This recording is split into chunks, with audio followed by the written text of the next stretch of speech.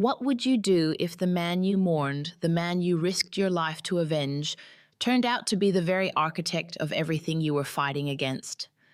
This is the story of a widow who ran into the darkest canyon in Arizona carrying a book full of crimes, a scarred outlaw the whole territory wanted dead, and a truth so devastating it threatened to destroy the very justice she was chasing. Stay with me, because what these two broken people discover about courage, forgiveness, and the meaning of freedom will shake you right down to the bone. The dust motes danced, slow and heavy in the fading light. Abigail Stanton didn't watch them. Her eyes sharp, tired, but terrifyingly steady, were locked on the false bottom of the bottom drawer. It was an old oak desk, heavy, unforgiving, much like the man who used to sit behind it. David S. desk, 2 years cold. She pressed her thumb against the hidden latch. Her hands weren't soft anymore. Calluses mapped her palms, born from chopping her own wood and hauling her own water. The wood gave way with a dry, hollow snap. There it was, a ledger, black leather, worn at the corners. She pulled it out. It was heavy in her hands, holding the weight of 100 ruined lives. Silas Rutherford's stolen empire, meticulously recorded in her late husband's neat looping script. Land fraud, bribery, blood money. Abigail traced the cover. The room smelled of old paper and dead secrets. Suddenly, David S.'s voice echoed in the stillness of the room. It wasn't a memory of a tender moment. It was an argument. Justice doesn't just spawn from paper, Abby. He had been standing by the window, looking out at the town he was helping to sell piece by piece. You can't just write it into existence. It requires the blood and the sacrifice of the living. Someone has to be willing to bleed for the ink to matter. She hadn't understood him then. She thought he was being dramatic, a lawyer finding excuses for his own cowardice. Now she understood. The words were a warning and a debt. Heavy boots hit the boardwalk outside. Spurs dragged. The unmistakable chime of iron rowels on wood. One man, then two. She's in there. The voice was gruff, chewing tobacco and bad whiskey. Boss wants the book. The widow is secondary. Don't make a mess if you don't have to. Abigail didn't gasp. She didn't drop the ledger. Panic was a luxury for women who still believed someone was coming to save them. She slipped the thick book into the deep inner pocket of her heavy wool coat. She moved to the back door, silent, fluid. The front doorknob rattled. Then, the heavy thud of a shoulder hitting the pine frame. Abigail slipped out the back. The alley was cast in the long, bruised shadows of late afternoon. Red dirt, discarded crates. She ran, not a frantic, arms-flailing sprint. It was a measured, desperate pace. She needed her breath. She needed her wits. She turned the corner onto Elm Street. The town of Redstone was quiet. Too quiet. Mrs. Miller was standing on her porch, shaking out a rug. Abigail locked eyes with the baker's wife. Mrs. Miller paused. She looked at Abigail. She looked at the men spilling out of the alleyway 100 yards back. Mrs. Miller didn't scream for the sheriff. She didn't offer an open door. She looked away, stepped inside, and pulled the heavy cotton curtains shut. Click. The sound of the deadbolt sliding into place seemed louder than a gunshot. It wasn't malice. Abigail knew that. It was fear. Silas Rutherford owned the bank, which meant he owned the bakery. He owned the land beneath it. When a society kneels to the almighty dollar, it trades its conscience for survival. The town wasn't cruel. It was simply broken. There, by the mercantile, a shout rang out. A bullet kicked up red dust 2 feet from Abigail's boots. She didn't flinch. She cut left, darting toward the livery stable. The smell of hay and horse sweat hit her like a wall. A roan gelding stood tied to the rail inside, saddled and waiting for a rider who was likely passed out at the saloon. He wasn't a racehorse, but he had 4 legs and a pulse. Abigail didn't ask permission. She untied the reins, grabbed the saddle horn with her calloused hands, and swung up. The heavy wool of her skirt snagged, but she pulled herself over. "Hold it right there, Mrs. Stanton." A man stood at the barn doors, rifle raised. Abigail didn't hesitate. She kicked the roan hard in the ribs. The horse squealed, lunging forward. The man dove out of the way, cursing loudly as Abigail and the roan tore out of the livery and onto the open road. The sun was dropping fast now, bleeding out across the Arizona dirt. She glanced back. 3 riders were mounting up. Silas, men, they rode expensive horses, fast horses. The wind whipped her hair loose from its pins. The silver strands caught the dying light. She dug her heels in. The roan gave her everything he had, but his gait was choppy, rough. He was a workhorse, not a runner. The town of Redstone faded behind her, a cluster of wooden boxes that offered no shelter for a woman carrying the truth. West. She pointed the horse west, toward the jagged, bruised silhouette of the mountains.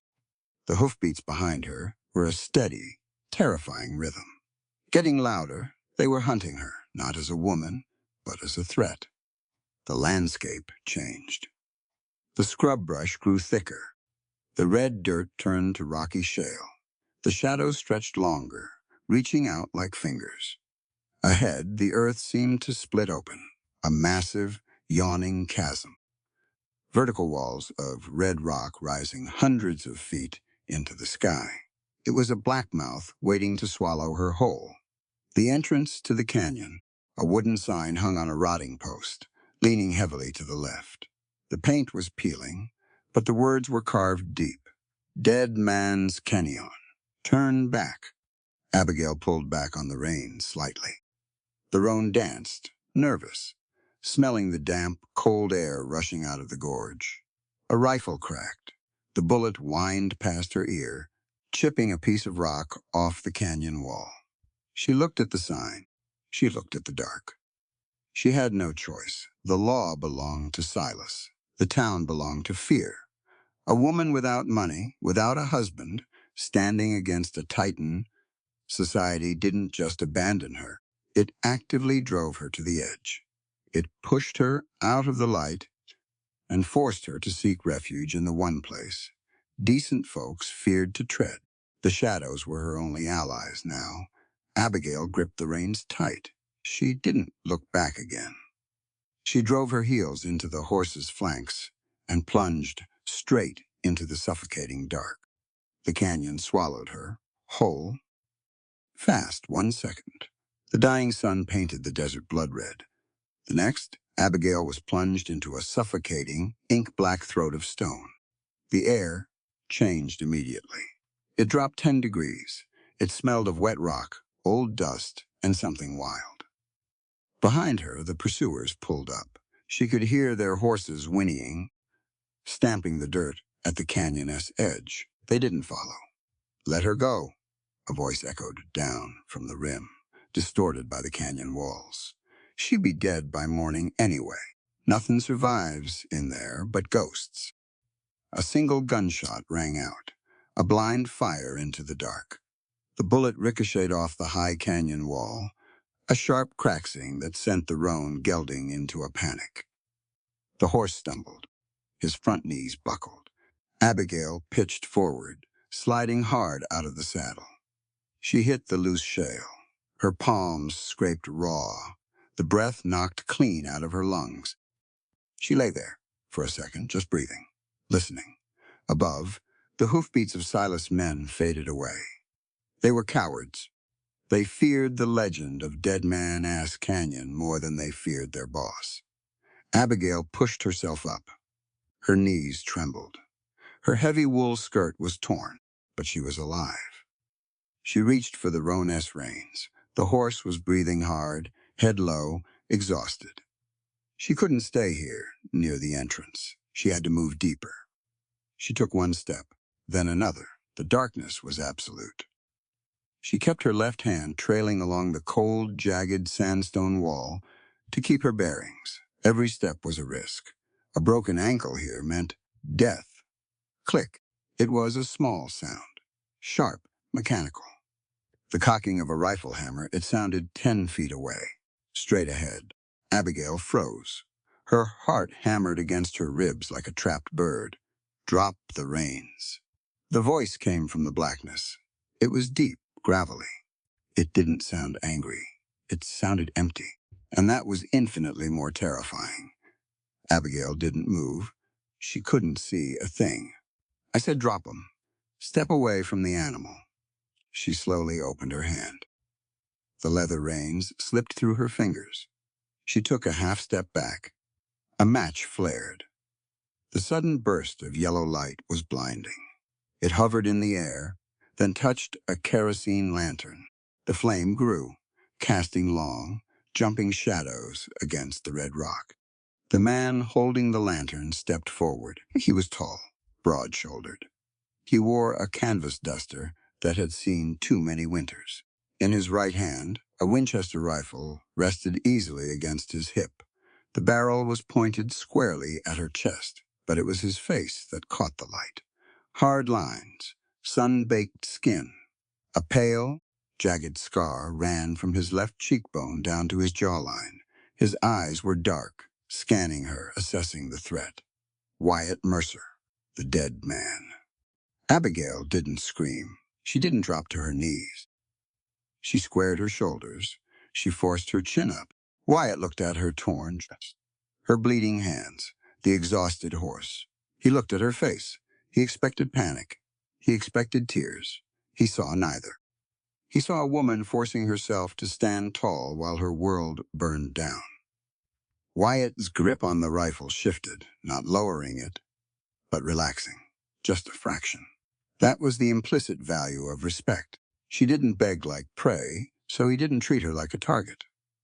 "You're lost, lady," Wyatt said, his voice flat. "Town's 5 miles back." "I'm not lost," Abigail said. Her voice wavered on the first word, but she swallowed hard and steadied it. "I know exactly where I am, and I know who you are." Wyatt's eyes narrowed. "Then you know you need to turn around." "I can't. Not my problem. It's 3 men. They work for Silas Rutherford. If I walk out there, they will kill me." Wyatt didn't blink. "Like I said, not my problem." He took a step back, moving to lower the lantern, to leave her in the dark. "Wait." Abigail took a step forward. "I have something they want. Something that proves Silas has been stealing land, forging deeds, and buying the law." Wyatt stopped. He looked at her, tilting his head. A bitter, humorless smile touched the corner of his mouth. "You think the law cares about proof? The law is just a gun in the hands of the man who can afford the most bullets." "Maybe here," Abigail countered. Her voice grew stronger, the teacher in her rising to the surface. "But not everywhere. I don't expect a stranger to die for me, Mr. Mercer. I didn't come here looking for a hero." "Good, because there ain't any. But I do demand the right to be safe tonight," Abigail said, her eyes locked fiercely onto his. "I am a human being. So are you. Regardless of what this territory has taken from us, we owe each other basic human decency. I need shelter for 1 night. After that, I will leave." That was the explicit truth. The raw demand for human dignity. Wyatt stared at her. The wind howled softly through the canyon gap above them. He looked at this woman, battered and cornered, demanding her rights as a human being in a place where men killed for a pair of boots.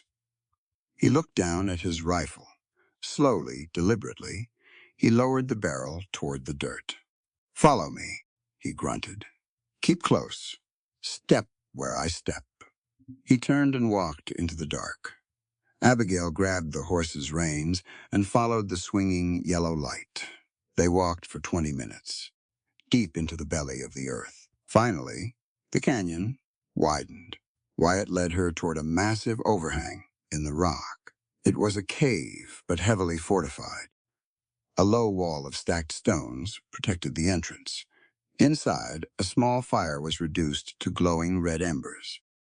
There was a bedroll on a raised wooden pallet, a small table, a shelf with a few canned goods. It wasn't a lair, it was a home, built by a man who intended to be left alone forever. Wyatt pointed to a small alcove near the back. Tie the horse there. There's oats in the bucket. Abigail did as she was told. Her hands were shaking violently now. The adrenaline was leaving her system, leaving behind a bone-deep cold. When she turned back, Wyatt had stoked the fire. He unrolled a thick buffalo hide and tossed it near the hearth, the warmest, driest spot in the cave. Sit, he said. He didn't offer a blanket. He didn't offer comforting words. He just provided what she needed to survive. Implicit care, action over words. Abigail sat. The heat from the fire hit her face. It felt like salvation. Wyatt took his rifle, walked to the mouth of the cave, and sat down with his back against the stone wall. He was putting himself between her and the outside world. He was taking the watch. The silence stretched. It was heavy, but no longer threatening. Abigail reached into her heavy coat. Her fingers found the stiff leather of the ledger. She pulled it out and rested it on her lap. She opened the book. The firelight flickered across the pages. Names, dates, dollar amounts. She turned the pages. She was looking for the extent of Silas's crimes. She was looking for the ammunition she needed. Then, her eyes stopped. Her breath caught in her throat. Page 42, October 14, 1874. Payment for legal shielding of the Miller property transfer. Next to the date was a name. David Stanton, $500. Abigail stared at the ink. It blurred. She blinked hard. The name was still there. Her husband's handwriting. Her husband's name. He hadn't just known about Silas. He had helped him. For money. The man she mourned. The man whose words had pushed her into this canyon tonight. He was part of the rot. Abigail closed the book. Slowly. She pulled her knees to her chest and wrapped her arms around them. She didn't make a sound. But in the quiet dark of the cave, something inside her broke completely. The smell of boiling coffee woke her. Strong, bitter, earthy. Abigail opened her eyes. The cave was filled with the gray, diffuse light of early morning. The fire was crackling, burning fresh wood. She sat up. Her body ached in places she didn't know could ache. Her hands were stiff, the scrapes from the rocks crusted with dried blood. Wyatt was crouching by the fire. He held a tin pot over the flames with an iron hook. He didn't look at her, but he knew she was awake. "Coffee's ready," he said. His voice was rougher in the morning. He reached to his side, picked up a battered tin cup, filled it to the brim, and set it on a flat rock near her. He poured one for himself and sat back on his heels. Abigail crawled over to the rock. The tin cup was burning hot. She wrapped her bruised hands around it anyway. The heat felt good. She took a sip. It was terrible. Thick as mud. It was the best thing she had ever tasted. "Thank you," she said softly. Wyatt just grunted, staring into the flames. They sat in silence for a long time. The canyon outside was waking up. A hawk cried out somewhere high above the rim. The world was moving on. Finally, Wyatt set his cup down. He looked at her, really looked at her. "You got 24 hours, he said. The words weren't cruel, just a statement of fact. Sun's up. Your clock is ticking. So, what's the plan, Mrs. Stanton?" Abigail looked up. "How do you know my name?" "Silas' men were yelling it last night before they took off. You re David Stanton, S. widow." Abigail felt a sharp twist in her chest at the mention of David's name. She thought of the ledger in her pocket, the betrayal written in black ink. But she pushed it down. Now was not the time for grief. Now was the time for logistics. "Where are you running to?" Wyatt asked. "California, East Coast.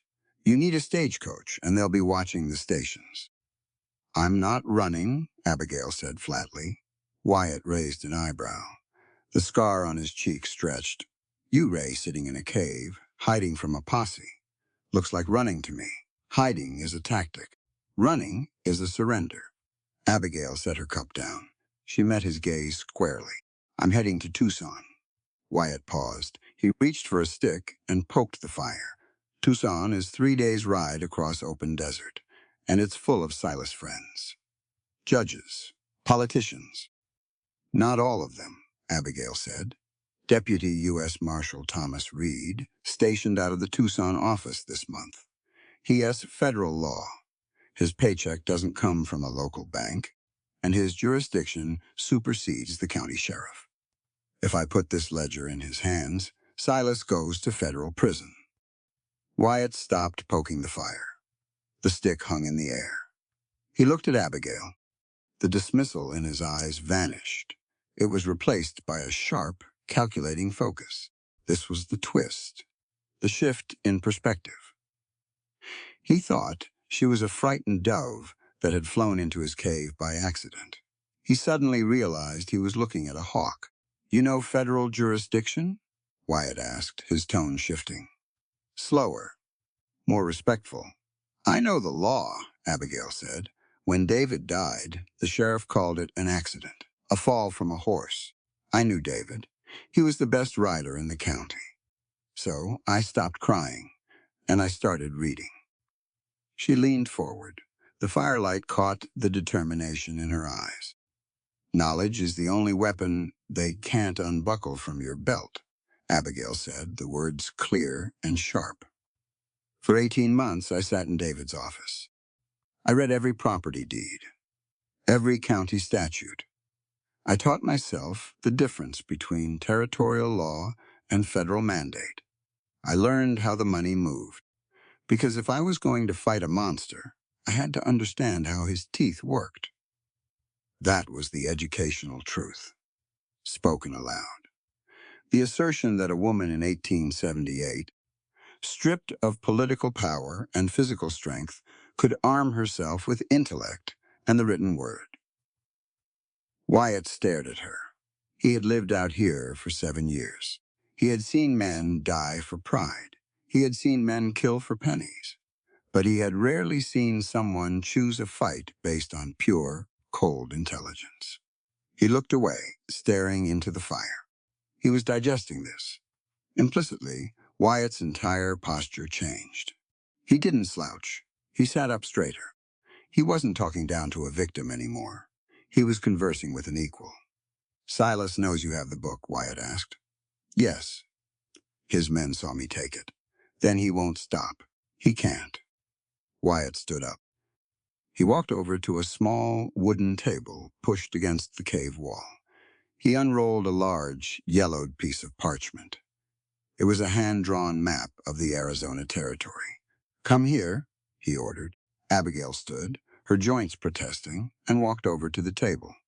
Wyatt tapped a thick, calloused finger on a black dot. Redstone. We are here. He dragged his finger south. Tucson is here. The main road goes through Halsford Pass. That's Silas S. territory. He owns the toll road. He'll have men waiting. Abigail looked at the map. Then we don't take the main road, she said. We? She didn't even realize she had said it. Wyatt noticed. He looked at her out of the corner of his eye. He didn't correct her. There's a trail, Wyatt muttered, his finger tracing a faint pencil line across a vast, empty stretch of paper. Dry Creek Mesa. It's hard country. No water for 2 days. The Apaches avoid it. The army avoids it. Can we make it? Abigail asked. Wyatt turned his head. He looked down at her. He saw the dried blood on her hands, the dirt on her face, the unyielding iron in her posture. He didn't owe her anything. He was a wanted man himself, Dead Man Mercer. He survived by staying invisible. Walking into Tucson with a woman carrying the most dangerous book in the territory was tantamount to suicide.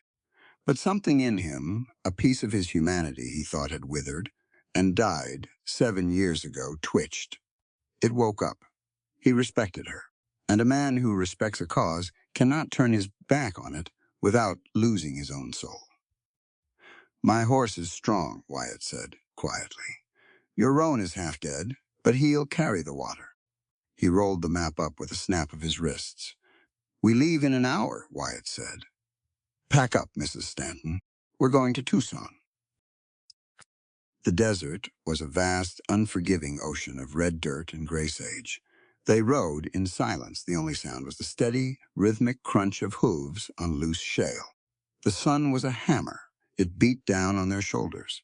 Relentless, no clouds, no mercy. Wyatt rode point. His horse, a massive black gelding named Dusk, moved with an easy, ground-eating stride. Abigail followed on the roan. The old workhorse was holding up, but barely. He carried their water, the most precious currency out here. Abigail watched Wyatt's back. He didn't slouch. He sat tall in the saddle, but loose. He rode like a man who belonged to the land, not a man trying to conquer it. Every hour, he called a halt. He didn't check his own canteen first. He checked the horses. He ran a bare hand down Dusk's legs, feeling for heat or swelling. Then he did the same for the roan. He poured a little water into his hat and let the horses drink. Only then did he take a sip himself. Abigail noted that. It was a quiet truth. A man who put the needs of a dumb animal before his own thirst wasn't a monster. That was the implicit lesson of the frontier. Out here, character wasn't what you said in a church. Character was what you did when the water ran low. By midday, the heat was blinding. The air shimmered, thick and distorted. "Over there," Wyatt said. He pointed jagged outcropping of limestone that cast a deep purple shadow. "We rest the horses. Move again when the sun dips." They dismounted. The shade was 10 degrees cooler. It felt like walking into a cellar. Abigail's legs felt like lead. She slid down the rock wall and sat in the dust. Wyatt unsaddled the horses to give their backs a rest. He was efficient, no wasted motion. He unbuckled his saddlebags and tossed one toward Abigail. "Jerky's in the left pouch, hardtack in the right. Get us something to chew on." He walked off to check the perimeter. Always watching, always hunting for threats. Abigail unlaced the leather flap. She reached inside. Her fingers brushed past a canvas sack of dried beef and snagged on a piece of thick folded paper. It was wedged tight against the bottom seam. She pulled it out. It was old. The edges were frayed and stained with sweat and oil. She unfolded it. The paper crackled in the dry air. The bold black ink leaped off the page, faded but unmistakable. "Wanted, dead or alive. Wyatt Mercer for the crime of murder. In the first-degree reward, $500 gold." Below the words was a crude sketch. It didn't capture his eyes, but it captured the scar and the hard set of his jaw. Abigail didn't gasp. She didn't drop the paper. Her heart kicked hard against her ribs, a sudden, violent thumping. Murder. Not theft. Not rustling. $500. In 1878, that was a fortune. It was enough money to turn a brother against a brother. It was enough to make a man a target everywhere he walked. She heard a boot scrape against stone. Wyatt stepped back into the shade. He held a handful of dry brush for a small, smokeless fire. He stopped. He saw the paper in her hands. He didn't drop the brush. He didn't reach for his gun. He just froze. The silence between them stretched tight, like a piano wire ready to snap. Abigail didn't try to hide it. She smoothed the paper out and placed it flat on the limestone rock between them. She set a small stone on the corner so the wind wouldn't take it. She looked up at him, waiting. Wyatt slowly dropped the brush. He let out a long, slow breath, the kind of breath a man takes before he faces a firing squad. "You found it," he said. His voice was flat, empty of emotion. "I did," Abigail replied. Her voice was just as steady. "Is it true?" Wyatt walked over. He sat on a boulder across from her. He looked at the paper like it was a poisonous snake. Depends on what you mean by true, Wyatt said bitterly. Did a man die? Yes. Was I the one holding the blade? Yes. Was it murder? No. Abigail watched him. The paper says it was. Wyatt let out a short, harsh laugh. It held no humor. Mrs. Stanton, he said, leaning forward, resting his forearms on his knees. Let me tell you about the law in this territory. The law doesn't protect the little guy. It never has. A wanted poster isn't a symbol of justice. It's an invoice. He pointed a calloused finger at the paper. You think a judge looked at evidence? You think a jury of my peers sat in a warm room and debated the facts? Wyatt shook his head. A man with money wrote my name on a piece of paper. He handed it to a sheriff he bought and paid for. That's all it takes. A man with money can buy a jury in justice just the same. The law is simply a gun in the hands of the highest bidder. That was the explicit truth. The harsh reality of frontier justice. The system wasn't broken. It was built to function exactly this way. To protect capital. To punish poverty. Abigail listened. She didn't interrupt. She thought of Silas Rutherford. She thought of her husband, S. Ledger. She knew Wyatt was right. The law was just a tool. Who was the man? She asked quietly. Silas S. younger brother, Wyatt said. The words tasted like ash in his mouth. Rick Rutherford, 7 years ago, down in the valley.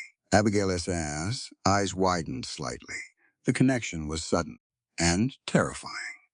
Silas put the bounty on you. And he made sure it was high enough that no one would bother asking questions, Wyatt said. He looked away, staring out into the blinding white of the desert. For $500, a man doesn't want to hear an explanation. He just wants to hear the click of his hammer. He turned his gaze back to her. His dark eyes were guarded, defensively hardened. So, Wyatt said quietly, there it is. You're riding with a wanted killer. You want to take the roan and head back? I won't stop you. Abigail looked down at the poster. Then she looked at the horses. She looked at the water Wyatt had carefully rationed for them. She looked at the man who had given her the warmest spot by the fire, who stood watch while she slept, who asked for nothing in return. She reached out. She picked up the wanted poster. She folded it. Once, twice. A piece of paper doesn't tell me who a man is, Abigail said. Actions do. She tucked the paper back into the saddlebag. I saw how you treated that old roan today, she continued, her voice level and clear. A man who kills for the thrill of it doesn't care about the knees of a broken-down workhorse. A ruthless man wouldn't have let me into his cave. He would have left me to Silas' men. Implicit deduction. The power of observation over hearsay. She was using her intellect to weigh his soul, and he wasn't found wanting. I trust what I see, Mr. Mercer, she said. Not what Silas Rutherford prints. Wyatt stared at her. For a long moment, he couldn't speak. He had spent 7 years carrying the weight of that poster, believing he was the monster they said he was. And this woman, this schoolteacher in a torn dress, had just looked right through the paper and seen the man underneath. He swallowed hard. The thick wall in his chest cracked. Just a fraction. White, he said softly. Abigail tilted her head. My name, he said. Call me Wyatt. Abigail offered a small, weary smile. The first real smile since her world collapsed. Abigail, she replied. They sat together in the shade. The silence was no longer tight. It was a shared quiet, a fragile, blooming trust taking root in the driest soil on earth. The sky didn't darken, it bruised. It started as a thin copper band on the western horizon. Within an hour, it had eaten half the sky. The blue was gone, replaced by a sick, yellowish purple bruise. The wind changed. It stopped being hot. It turned heavy. It smelled of ozone, crushed sage, and pulverized stone. Wyatt pulled Dusk to a sudden halt. The big black horse tossed his head, his ears pinned flat against his mane. He smelled it too. Wyatt stood up in the stirrups. He narrowed his eyes against the rising gusts. "Trouble?" Abigail asked, pulling the roan up beside him. "Sandstorm," Wyatt said, his voice tense. "A big one, a boob. It'll strip the flesh off your bones if you re-caught in the open." He looked around. The desert was flat here, no limestone outcroppings, no deep canyons, just miles of scrub and dust. "We need shelter," Wyatt said. He snapped the reins. "Now, tie your scarf around your nose and mouth. Keep your head down. Follow my track exactly." Abigail didn't ask questions. She pulled her wool scarf up, tying it tight behind her head. She gripped the saddle horn. The wind hit them like a physical blow. It wasn't just air. It was a wall of grit. It stung her eyes, filled her ears, and scraped against her skin like fine grit sandpaper. The world vanished. The horizon disappeared. There was only the swirling, choking red dust. Wyatt pushed Dusk into a hard gallop. Abigail kicked the roan, praying the old horse had one last burst of strength. They rode blind. The noise was deafening. A continuous roaring howl. Through the haze, Abigail saw a massive shadow looming ahead, a sheer rock face rising out of the desert floor. Wyatt aimed straight for it. He didn't slow down until they were almost on top of it. He slid off his horse, grabbing the roan bridle to halt him. "Get down!" Wyatt shouted over the wind. Abigail practically fell out of the saddle. Wyatt caught her arm, keeping her on her feet. He dragged her and the horses along the base of the cliff. He stopped in front of what looked like a solid wall of rock. He pushed hard against a thick tangle of dead brush. It wasn't a wall. It was a cleft, a narrow, hidden crack in the stone. Wyatt shoved the horses in first. Then he pushed Abigail inside. He followed, pulling the brush across the opening to block the wind. Instantly, the roaring dropped to a dull, angry moan. Abigail fell to her knees in the dirt. She pulled the scarf down, coughing violently. Her lungs burned. Her eyes streamed with tears. "Easy," Wyatt said. He handed her his canteen. "Small sips. Wash the dirt out." She drank. The water was muddy, but it cleared her throat. She looked around. They weren't just in a crack in the rock. They were in a cavern. And it wasn't empty. A small fire burned in a stone hearth in the center of the room. Woven rugs covered the dirt floor. Bundles of dried herbs hung from the ceiling, filling the air with a sharp, medicinal sweetness. "You bring the storm with you, Wyatt." The voice was soft, melodic, but carrying an unundeniable weight of authority. Abigail turned. A woman stepped out from the deeper shadows of the cave.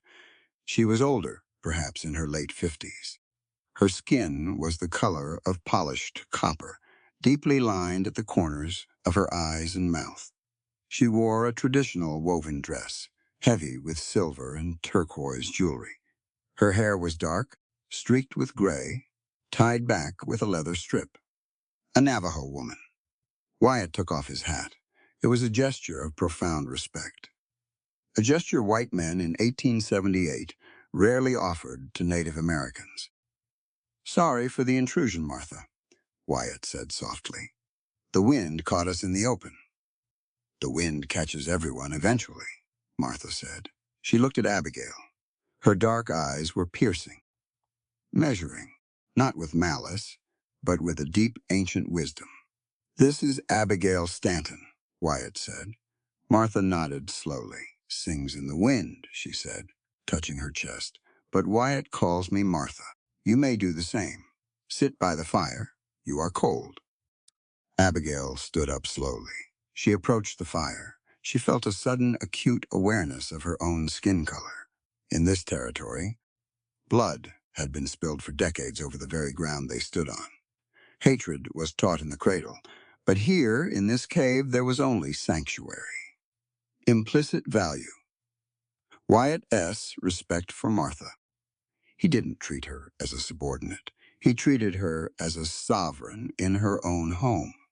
It spoke volumes about his morality, a morality that transcended the vicious bigotry of his time. Martha poured hot liquid from a clay pot into 2 wooden bowls. She handed one to Abigail. "Drink," Martha instructed. "It will clear the dust from your lungs." Abigail took a sip. It was bitter, strong with sage, and something else she couldn't name. It sent a rush of heat straight to her chest. "Thank you," she rasped. Martha sat across from her. Wyatt tended to the horses in the back of the cave, leaving the 2 women alone by the fire. "He is a hard man," Martha said quietly, looking toward Wyatt's shadow.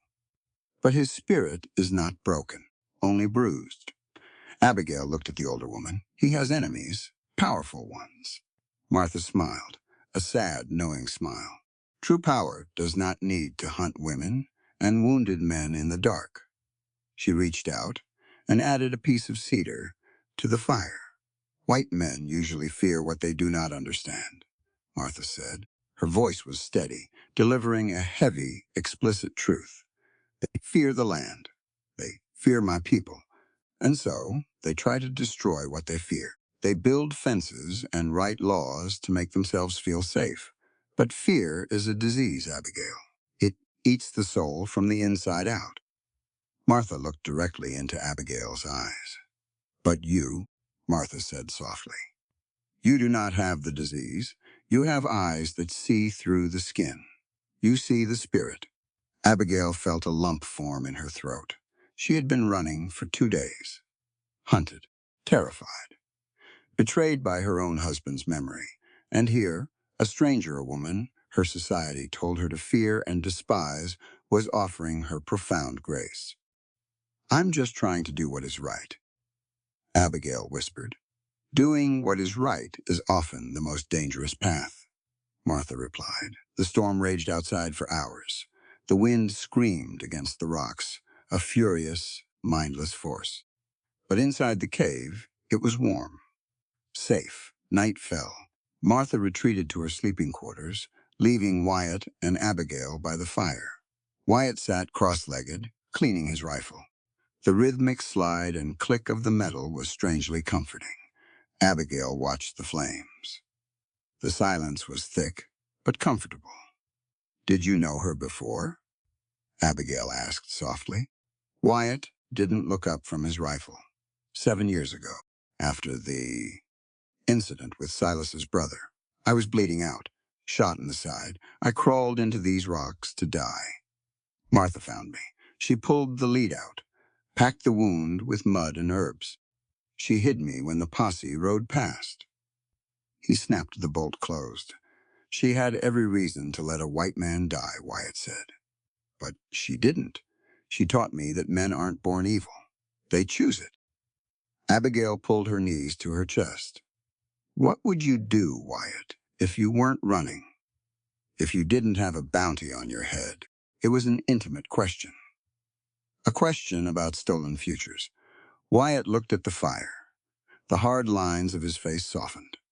The scar caught the golden light. "I'd buy a piece of land," he said, his voice barely a rumble. "Not a massive ranch, just a few acres, some water, a few head of cattle, enough to wake up in the morning and know the dirt under my boots belonged to me. No masters, no debts, just quiet." He looked at her. "What about you, Abby?" It was the first time he used the shortened name. It felt warm. It felt like an invitation. "A school," she said without hesitating. "Not a one-room shack where the roof leaks. A real school, with proper books and windows that let the light in. I'd teach anyone who wanted to learn. Boys, girls, white, native, it wouldn't matter. Knowledge shouldn't be a privilege." They looked at each other across the fire. 2 broken people, holding on to fragment of beautiful, simple dreams. The wind howled outside. Wyatt reached out. He didn't say a word. He just extended his large, calloused hand toward her across the hearth. Abigail looked at his hand, The knuckles were scarred. The skin was rough. Slowly, she unclasped her arms from her knees. She reached out. Her fingers touched his. It wasn't a desperate grasp. It wasn't a sudden, passionate embrace. It was the hesitant, terrifying touch of two people who had forgotten what it meant to hold on to someone else. His hand closed around hers, gentle, firm. In the heart of the storm, in the belly of the earth, they held on. It was a promise, an anchor in the dark, a silent vow that whatever the morning brought, they would face it together. The storm blew itself out before dawn. When they emerged from Martha S. cave, the desert looked different. Scrubbed clean, the air tasted sharp and metallic, stripped of the suffocating dust. They didn't linger. They thanked Martha with a silent nod, mounted up, and rode south. But the storm had taken a toll. The old roan was limping, a slight hitch in his left front leg. Wyatt noticed it immediately. He called a halt. He ran his hands down the horse's cannon bone. He didn't say a word, just shook his head. "He can't make Tucson," Wyatt said. "Not through the dry country. He'll drop dead in a day." Abigail looked at the horse. She patted his dusty neck. "So what do? "We detour." Wyatt pointed southeast. "Town called Halsford. It's small. Mostly miners and cattle hands passing through. We can trade the roan to the livery. Get a fresh mount. And food. The jerky's almost gone." "Is it safe?" she asked. "No place is safe," Wyatt replied flatly. "But Halsford has something Redstone doesn't. A man I trust." They rode into Halsford just past noon. It wasn't a town so much as a single street bleeding into the desert. Wooden false front buildings blistering in the sun. A saloon, a general store, a livery, and a small, whitewashed clinic with a green door. Wyatt tied Dusk and the roan in the alley behind the clinic. He pulled his hat low. "Wait here," he told Abigail. He slipped through the back door. Abigail stood by the horses. The alley smelled of rotting cabbage and horse manure. 5 minutes passed. Then 10. Her heart started a slow, heavy drumbeat. The back door opened. Wyatt stepped out. Behind him was an older man with a shock of white hair and wire-rimmed glasses. He wore a canvas apron over a tweed vest. It was stained with iodine and things Abigail didn't want to think about. Doc Samuel Prescott. The old man looked at Abigail. His eyes were sharp, missing nothing. He looked at her torn dress, the bruises on her face, and the dried blood on her hands. "Bring her inside," Doc Samuel said. His voice was soft, carrying a slight Midwestern drawl. The clinic smelled of carbolic acid and clean linen. It was a stark contrast to the dirt and blood of the trail. Doc directed Abigail to a leather examination chair. He brought over a basin of warm water and a clean towel. "Let me see those hands," he said. Abigail held them out. They were a mess of raw blisters and deep scrapes. Doc worked quickly. He didn't ask questions. He cleaned the wounds, applied a stinging yellow salve, and wrapped them in white cotton. "You're a long way from home, Mrs. Stanton," Doc said, tying off the bandage. Abigail glanced at Wyatt. He was standing by the window, peering through a crack in the blinds. His posture was totally different here. The tension in his shoulders was gone. He wasn't gripping his rifle. Implicit truth. This was what trust looked like for a man who had none. Wyatt had lowered his armor. In a world full of wolves, this room was his only sanctuary. "Wyatt told you everything?" Abigail asked. "Enough," Doc said. He sighed, wiping his hands on a towel. He looked at Wyatt's back. "A man can't fight the whole territory, Wyatt. Silas Rutherford has deep pockets and long arms." Wyatt didn't turn around. "I'm not fighting him, Doc. Just getting her to Tucson. She has a ledger, proof of the land grabs. The federal marshal is there." Doc paused. The towel stopped moving in his hands. "A ledger, I see." He walked over to a heavy oak cabinet and pulled out 2 canvas sacks. He tossed them on the examination table. Canned beans, coffee, peaches. Some fresh bandages, Doc said. You can't stay. Here. If Silas men are tracking you, they check the clinics. You need to lay low until dark, then ride out. Where? Wyatt asked, finally turning from the window. The old Peterson barn, 2 miles north of town, Doc said. Family moved out to California last spring. The bank owns it, but it's empty. Solid roof. Good sightlines. Go there. Get some sleep. I'll head down to the livery and buy a horse for Mrs. Stanton. I'll bring it up to the barn after sundown. Wyatt nodded, a short, sharp dip of the chin. I owe you, Doc. Doc Samuel smiled, a sad, tired smile. You don't owe me a thing, son. You kept your humanity when they tried to beat it out of you. That's payment enough. He looked at Abigail. Rest is a weapon, Mrs. Stanton, Doc said, his voice firm.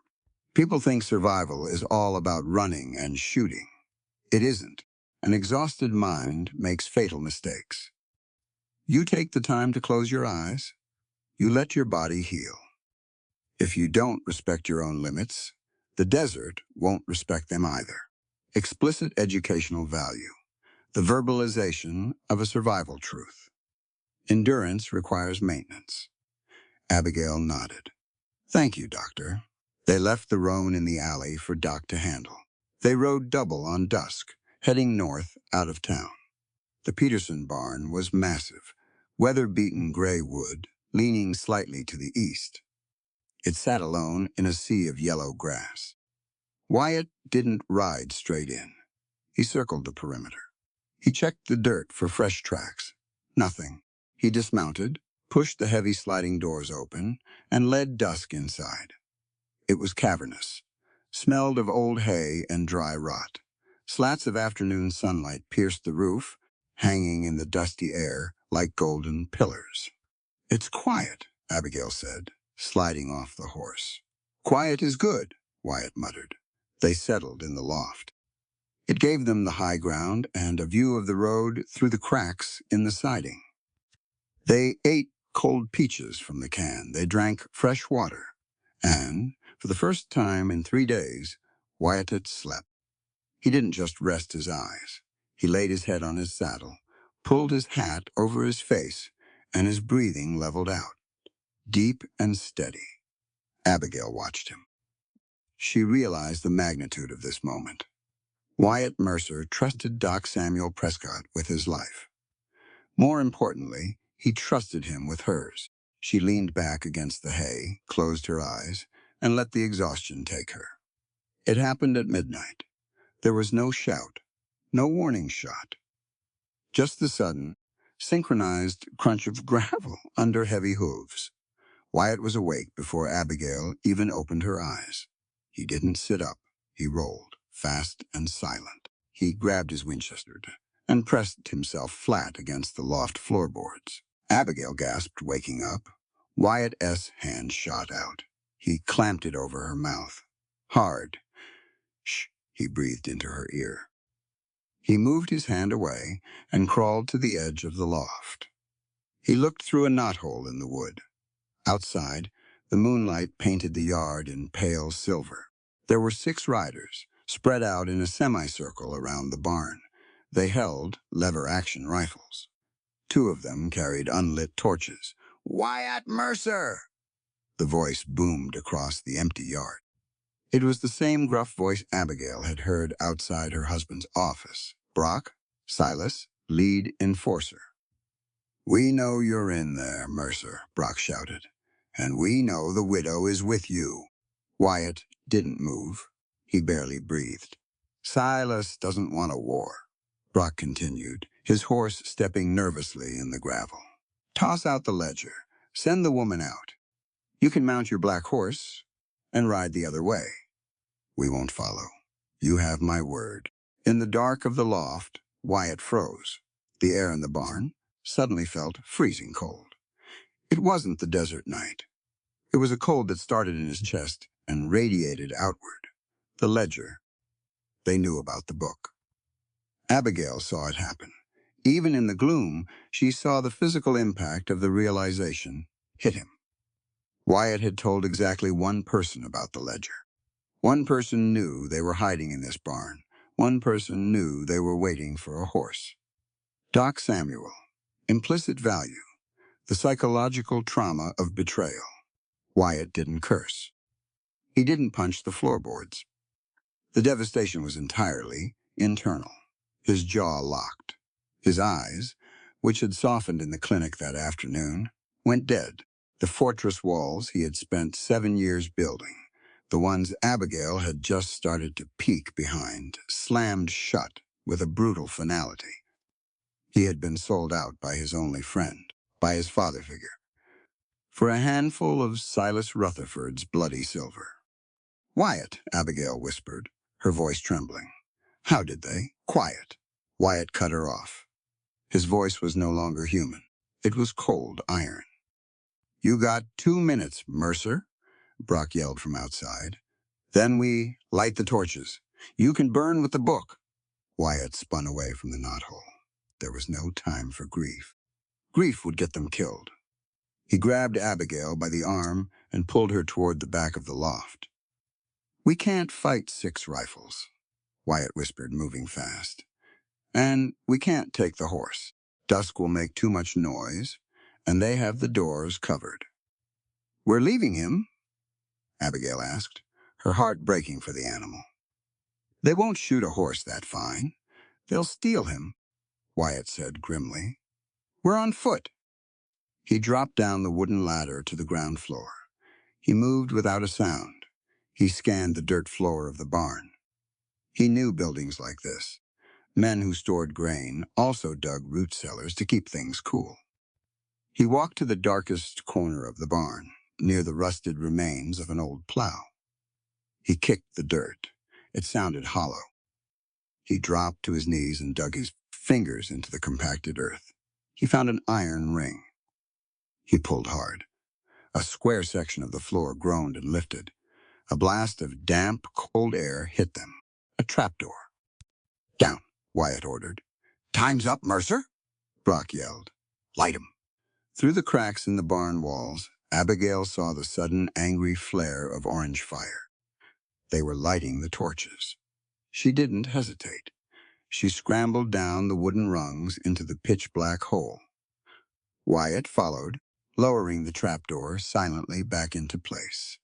Just as a burning torch was thrown through the loft window above, the cellar was tiny, cramped. It smelled of rotting potatoes and wet earth. Wyatt struck a match, shielding the flame with his cupped hand. He looked around. At the far end of the cellar, there was a slatted wooden grate, a ventilation chute leading outside. "Move," he whispered. Above them, the hay in the loft caught fire. They could hear the crackle. They could hear Dusk screaming in panic, kicking at his stall. Abigail crawled through the dirt. She reached the grate and pushed. It gave way easily, the wood rotten from years of moisture. She wriggled through the opening, pulling herself out into the cold night air. She was in a deep drainage ditch behind the barn. Wyatt came out right behind her. They kept low, scrambling up the side of the ditch and plunging into the thick sagebrush. Behind them, the Peterson barn was a roaring inferno. The flames leaped into the night sky, painting the clouds orange. Silas' men were shouting, circling the fire, waiting for Wyatt and Abigail to run out the front doors. They didn't look back. They ran, until Abigail's lungs felt like they were bleeding. She stumbled over a hidden rock, falling hard onto her knees. She gasped, trying to pull air into her burning chest. Panic flared, hot and sharp. She couldn't do this. She was a teacher, not a soldier. They were miles from anywhere, without water, without horses, hunted by killers. Wyatt stopped. He dropped to a crouch beside her. He grabbed her shoulders. "Look at me," he commanded. Abigail looked up. His face was a shadow in the moonlight. "Panic kills faster than bullets," Wyatt said, his voice a low, steady rumble. It narrows your vision. It makes your heart beat too fast. It wastes your air. You control your mind, Abby. You control your mind. You control your survival. Breathe. In through your nose. Out through your mouth. Explicit educational value. Emotional regulation in a crisis. Survival is mental before it is physical. Abigail closed her eyes. She inhaled the cold desert air. She exhaled. She did it again. The frantic hammering in her chest slowed. The panic receded, leaving only cold, hard resolve. Good, Wyatt said, letting go of her shoulders. He stood up. What now? Abigail asked, pushing herself up. We have nothing. We have our feet, Wyatt said, turning his face toward the south, toward the deep, empty blackness of the desert. In the dark, the slow man is the invisible man. We walk. We don't stop until the sun comes up. Abigail looked at the man beside her. He had just lost everything, his horse, his only friend, his faith in humanity. But he hadn't left her behind. She fell into step beside him. They walked into the dark, a shattered man and a hunted woman, guided by nothing but a broken compass and a desperate hope. Walking the desert at night is a cold business. Walking it when the sun comes up is murder. They didn't stop. Wyatt set a brutal pace, heel to toe. Keep your head down. Don't look at the horizon. The horizon lies out here. It looks close, but it just keeps backing away. Abigail matched him step for step. Her boots weren't made for this. They were town shoes, thin leather. By the second hour, the blisters popped. By the fourth, she was leaving faint smears of blood on the rocks. Wyatt noticed. Of course he did. He stopped every few miles, not to rest, but to force water down her throat. He didn't ask how she felt. He didn't offer pity. Pity doesn't stop bleeding. Pity doesn't get you to Tucson. Implicit value. Equality in suffering. He treated her like a partner, not a burden. He expected her to survive, which gave her the strength to actually do it. The sun crested the jagged peaks to the east.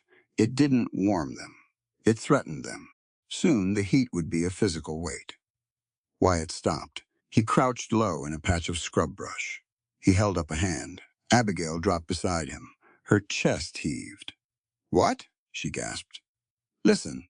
She strained her ears against the morning wind. At first, nothing. Just the dry scrape of sagebrush. Then a low rhythmic thudding. A rattle of wood and iron. Wagon, Wyatt said. His voice was a rasp of dry dirt. He unslung the Winchester. He checked the chamber.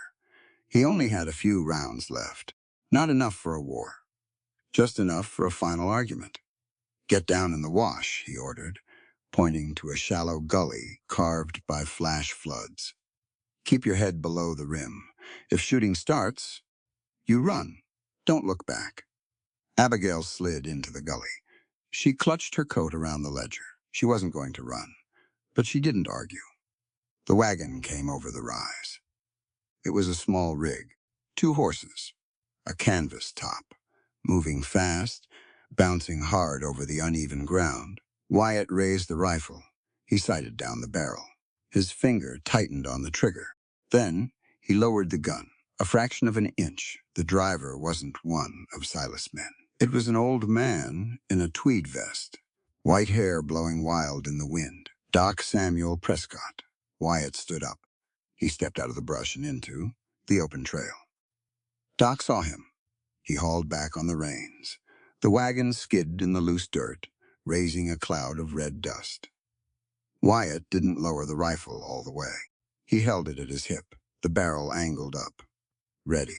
His eyes were flat and dark, the look of a man who has already dug a grave in his mind. You've got a lot of nerve, Doc, Wyatt said. The words were quiet, but they cut through the morning air like a whip.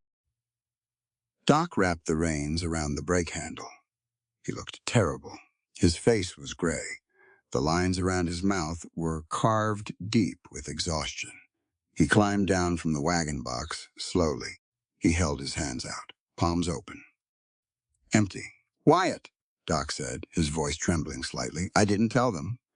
Only 3 people knew about that barn, Wyatt said. He took a slow step forward. Me, Abby, and you. The posse didn't guess. They knew. Abigail climbed up from the wash. She stood a few paces behind Wyatt.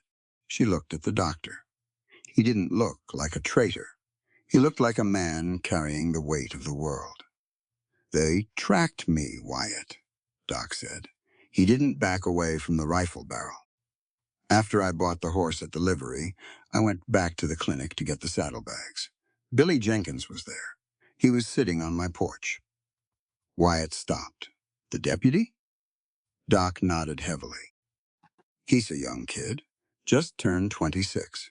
He noticed I bought extra bandages. He noticed the canned peaches. He knows I don't eat peaches. He followed me. He saw me ride out toward the Peterson place. Wyatt's jaw tightened, and he ran straight to Silas. Yes. Why? Abigail asked, stepping forward. Why would a deputy side with a man burning down farms? Dachshund Samuel looked at her. His eyes were filled with a profound, terrible sadness. Because he's starving, Mrs. Stanton, Doc said softly. Billy's mother has consumption. She's dying. The bank, Silas's bank, holds the mortgage on their cabin. Silas told Billy he'd tear up the deed and pay for a doctor in Phoenix if Billy kept his eyes open. If he found Wyatt Mercer. Silence fell over the desert. The wind pulled at the canvas on the wagon. Wyatt stared at the old doctor. The anger was still there, hot and bright. He sold us out. A badge man means nothing. He's a rat. He's a frightened boy. Doc fired back, his voice finally rising. He's terrified, Wyatt. He made a desperate choice to save his mother. Doc stepped closer. He placed his hand directly on the barrel of Wyatt's rifle. He pushed it down. Gently, but firmly. Wyatt let it drop. Listen to me, both of you, Doc said. His tone shifted. It was the voice of a healer. A teacher. The fault doesn't lie with a terrified boy, Doc said, looking Wyatt dead in the eye. It lies with a society that uses power to force the poor to step on each other to survive. Silas Rutherford built a system where the only way a boy can save his dying mother is by selling out an innocent man. You can't just kill the boy, Wyatt. You shoot Billy Jenkins, another desperate kid takes his place tomorrow. We have to fix the system. We have to cut the head off the snake. Explicit educational value. This was the core truth of the frontier, spoken plainly. Poverty is a weapon used by the rich to maintain control. Individual malice is often just systemic desperation in disguise. True justice requires dismantling the monopoly, not punishing the pawns. Abigail felt a cold chill run down her spine. She reached into her pocket. Her fingers brushed the leather of the ledger. David, she thought, my husband. David wasn't a bad man. He was an ambitious man who got buried in debt when she got sick years ago. Silas had offered a way out. Just sign a few papers. Look the other way. Just to survive. Doc was right. The system was the disease. Billy Jenkins and her own husband were just the symptoms. Wyatt looked down at the dirt. He let out a long, ragged breath. He uncocked the rifle. You should have told me, Wyatt said quietly. I know, Doc said. I thought I could shake him off. I was wrong. It almost got you killed. I'll live with that guilt until they put me in the ground. Implicit value. Taking accountability. Doc didn't make excuses for his failure. He owned his mistake. That kind of honesty is the only foundation for rebuilding trust. Wyatt looked up. He looked at the wagon. Then he looked at Abigail S.'s bleeding boots. Can this rig make Tucson? Wyatt asked. Relief washed over Doc's face. It can, but Silas will have men on the main road. He'll have men at the city limits. We can't just drive in. I know, Wyatt said. He walked over to the wagon and dropped the tailgate.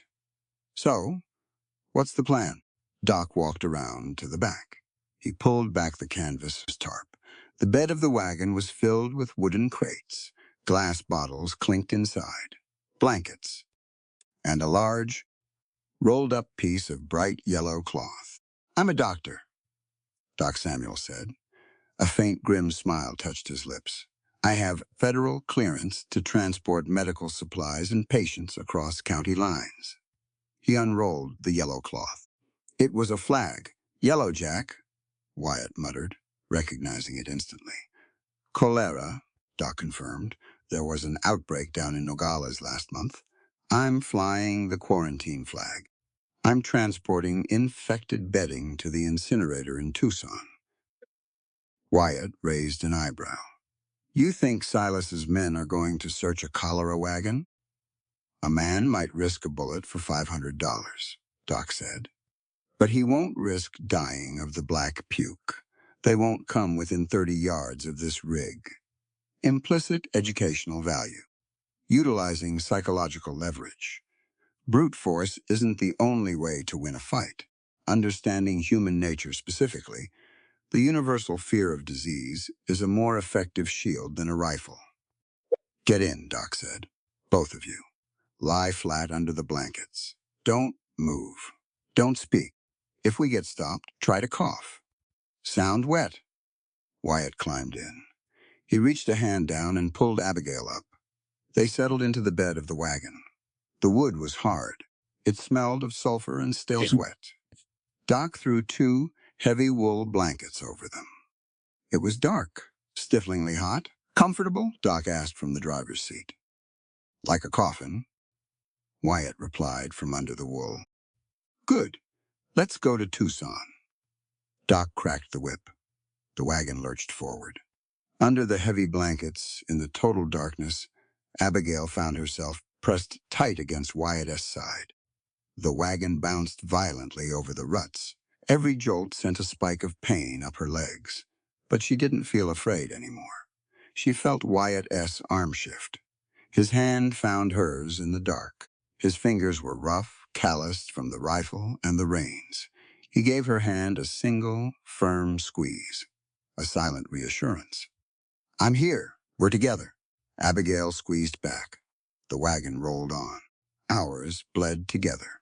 The heat beneath the blankets became a physical weight, pressing the breath out of them. Dust filtered through the canvas, coating their throats. Sometime in the late afternoon, the wagon slowed. The rhythm of the wheels changed. They were no longer rolling over dirt and rocks. They were rolling over packed gravel, a graded road. "Hold up there, Doc," a voice shouted from outside. The wagon lurched to a halt. Under the blanket, Wyatt went entirely rigid. His hand let go of Abigail and dropped to his side, finding the cold steel of a revolver he kept tucked in his belt. "Afternoon, gentlemen," Doc Samuel called out. His voice was perfectly steady, casual. "Where you headed?" The voice was rough, suspicious. Abigail could hear the creak of saddle leather just outside the wagon bed. "Silas men." "Tucson," Doc said. "Incinerator at the county hospital. What you hauling?" "Take a look at the flag, son," Doc said. His tone dropped, becoming grave. "Got a load of soiled linens from a mining camp down south. 6 men dead since Tuesday. Cholera, the bad strain. Bleeding from the eyes before the end." There was a long, heavy silence. Abigail forced a cough. She made it sound painful, rattling deep in her chest. Wyatt shifted beside her, adding a low, agonizing groan. A horse whinnied sharply, backing away from the wagon. "Jesus," the rider muttered. The bravado was gone from his voice, replaced by pure primal fear. "All right, get it moving. Keep that rig downwind." "Much obliged," Doc said. The whip cracked. The wagon surged forward. They were moving again, faster now. Abigail let out a breath. She felt like she'd been holding for an hour. Beside her, Wyatt slowly took his hand off his gun. They had done it. They had used the enemy's fear against them.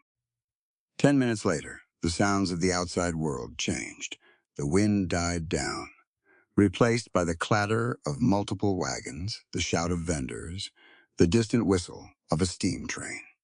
city sounds. The wagon slowed to a crawl, navigating through heavy traffic.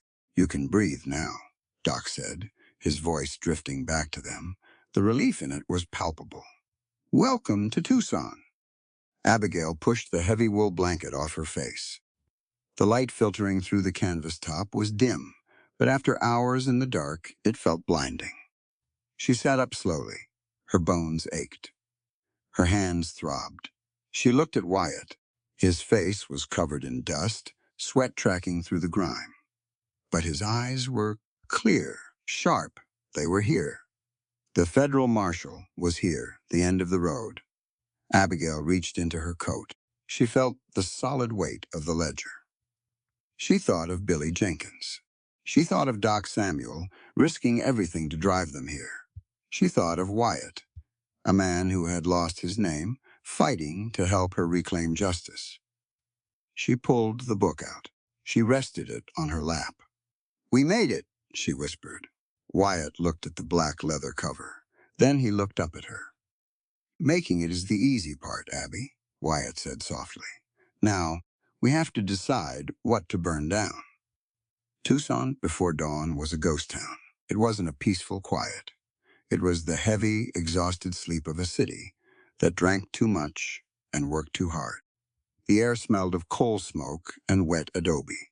Doc Samuel pulled the wagon into a narrow alley behind a small whitewashed church. He pulled the brake lever.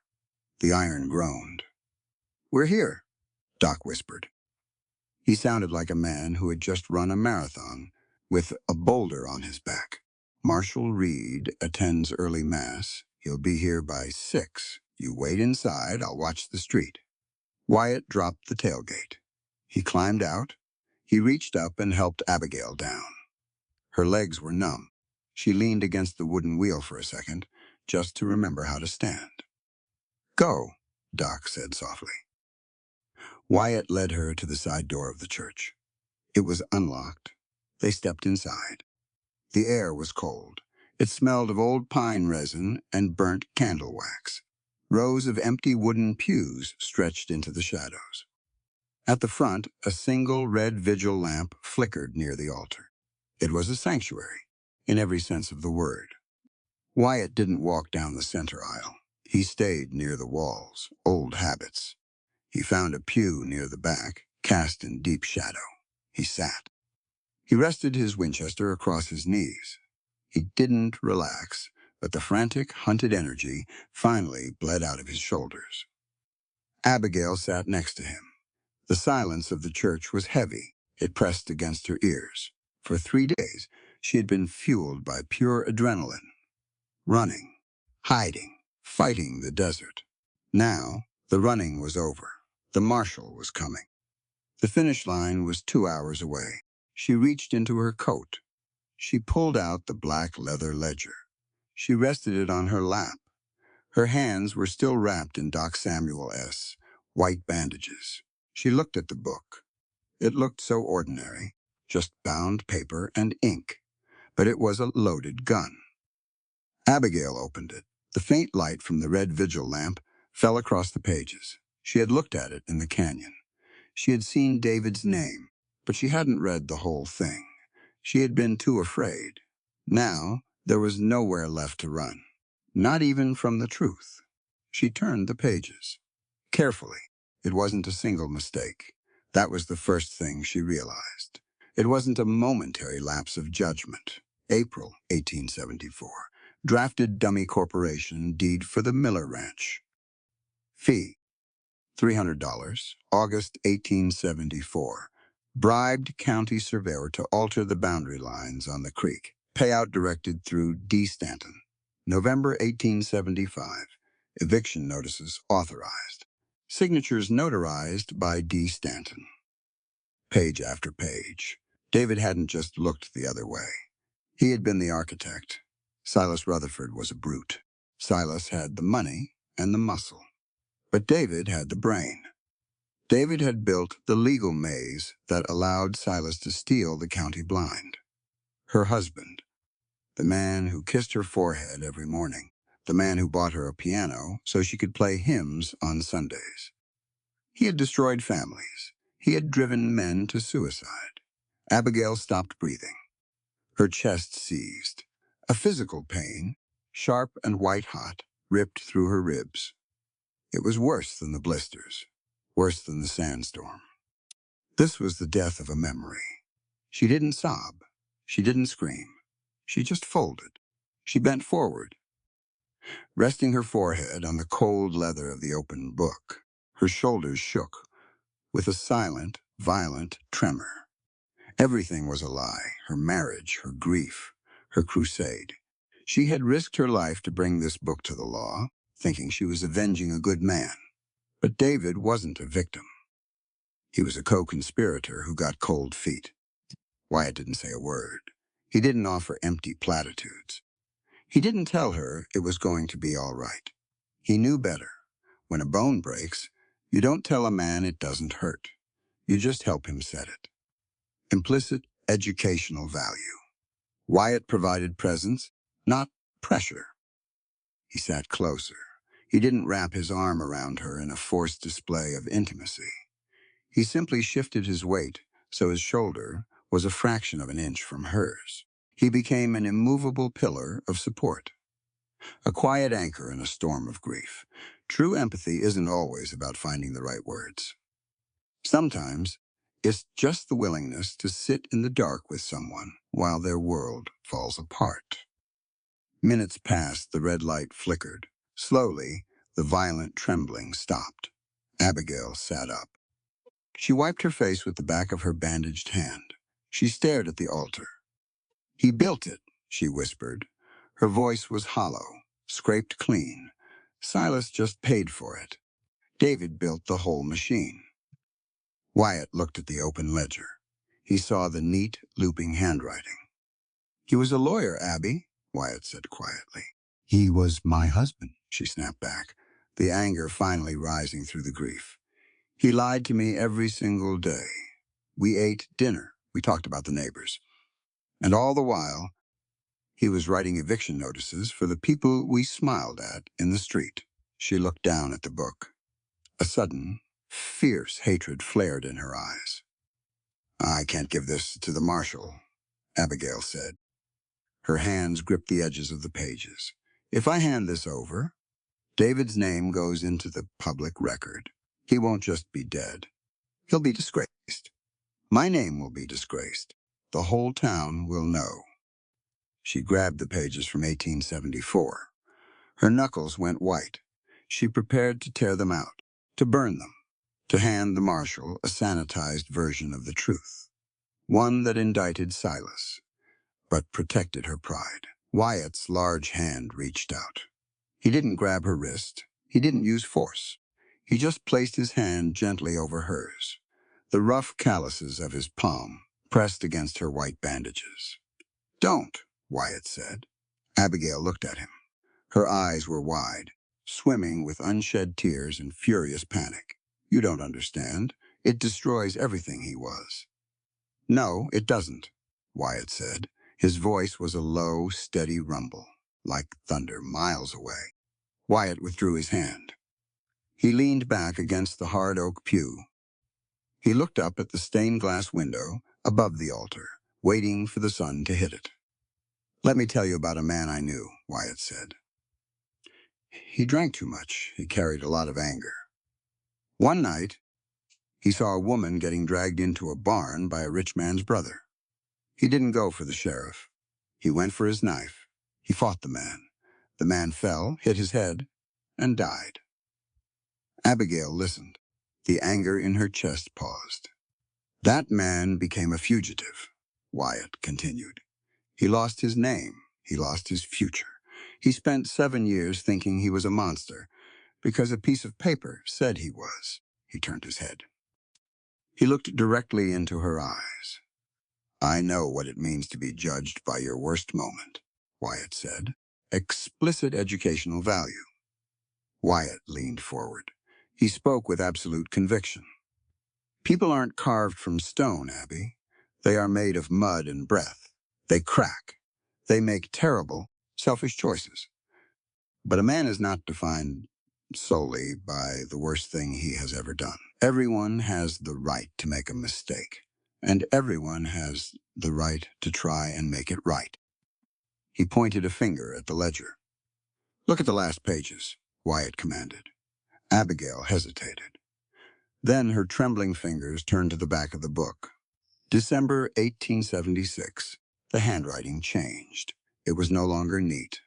It was hurried, frantic. Silas intends to burn the Peterson farm. I tried to stop him, he threatened Abby.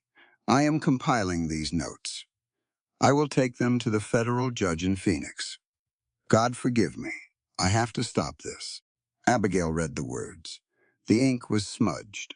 A teardrop from 2 years ago dried into the paper. He knew Silas would kill him, Wyatt said softly. He knew what Silas was capable of. But he stopped taking the money.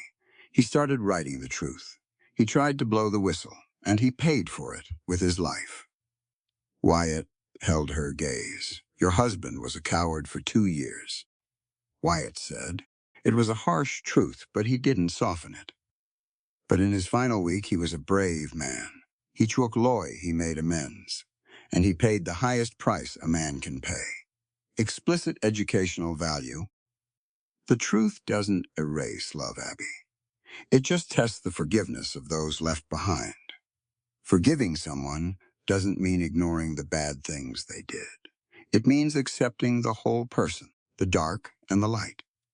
It means recognizing that they tried to be better before the end. Abigail stared at the smudged ink. David had been afraid. He had been weak. But in the end, he had thought of her. He had tried to stop the monster he helped create. Forgiveness. It wasn't a warm, fuzzy feeling. It was a heavy, bloody thing. It was a choice. Abigail looked at the pages she had almost torn out. If she destroyed them, she wasn't just hiding David's sins. She was hiding his redemption. She was hiding the very reason he died. To hide the truth was to be exactly like Silas Rutherford. Implicit educational value. True courage isn't the absence of fear. It is the willingness to face the unvarnished truth, even when it ruins you. Abigail realized that her personal reputation was a small price to pay for genuine justice. She was choosing the greater good over her own comfort. She closed the ledger. She ran her hand over the black leather cover. She didn't tear out a single page. You're right, Abigail whispered. The tremor was gone from her voice. He was a flawed man, but he was my husband. I will let him stand trial in the light. Wyatt nodded slowly.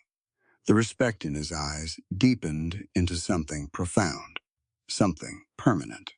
He had seen men face down loaded guns with less courage than this woman just showed facing a book. A heavy knock echoed through the quiet church. 3 sharp raps on the heavy wooden side door. Wyatt stood up smoothly. The Winchester came up to his hip. He moved down the aisle, placing himself between Abigail and the door. Doc?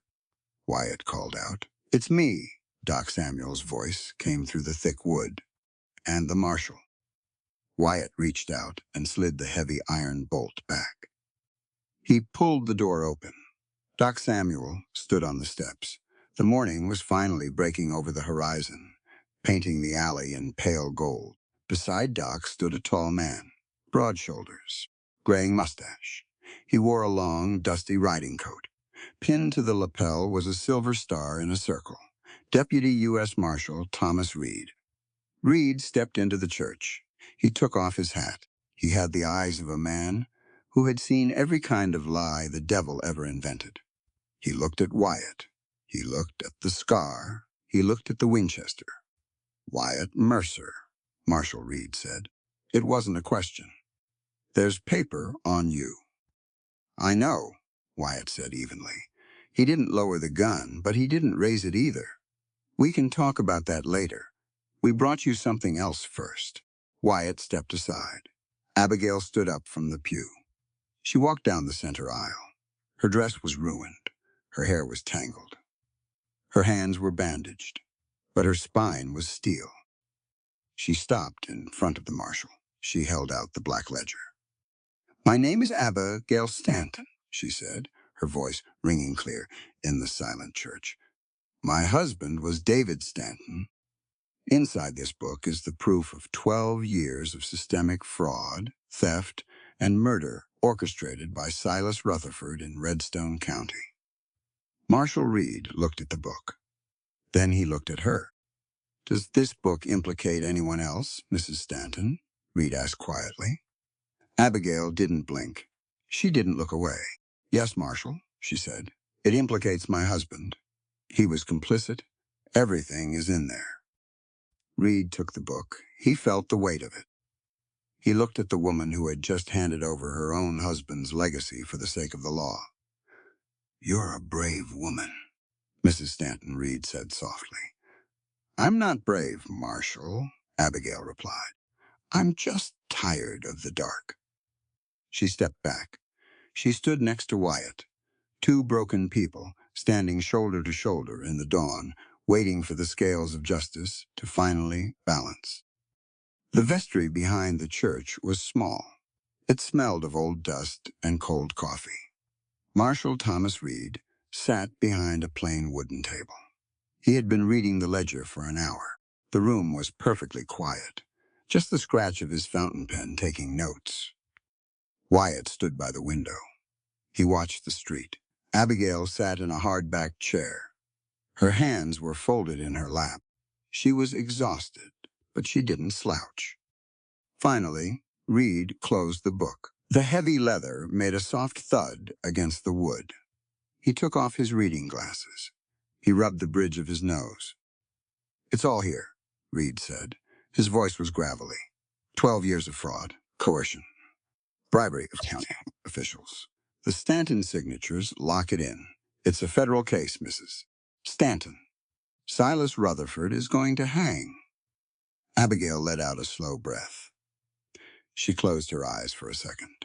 The weight of the last 3 days began to slide off her shoulders. "I'll wire the judge in Phoenix," Reed continued. "I have deputies riding into Redstone by noon. We'll take Silas quietly. And your husband, his name will be on the record, but so will his final act of rebellion."